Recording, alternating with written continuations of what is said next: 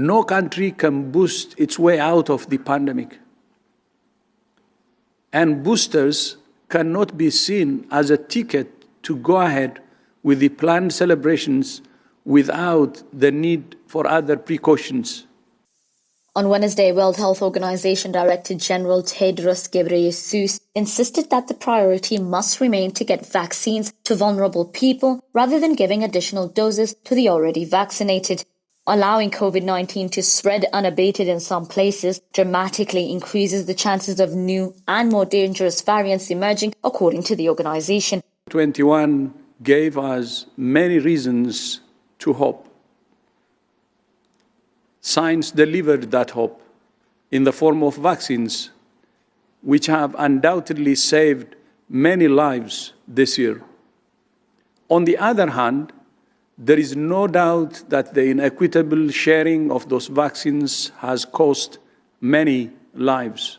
Now, Mr. Tedros says the priority must be to reduce deaths and help all countries meet minimum vaccination targets that many still have not reached, while noting that the vast majority of hospitalizations and deaths are in unvaccinated people and not unboosted people.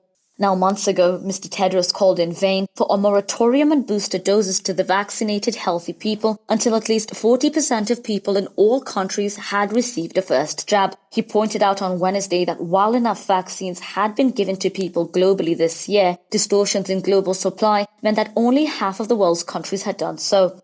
Some countries are now rolling out blanket booster programs.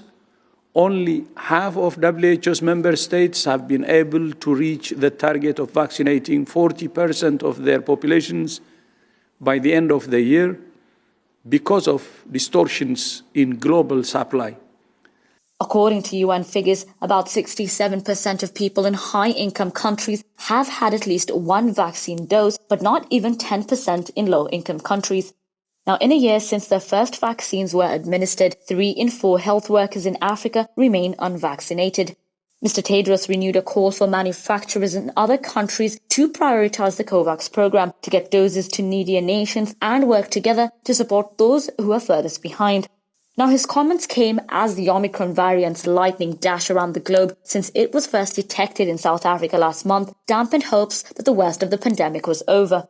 The new variant is spreading at unprecedented speed and has already been detected in 106 countries. Early data before peer review has indicated that it could be better at dodging some vaccine protections, spurring the rush to provide boosters.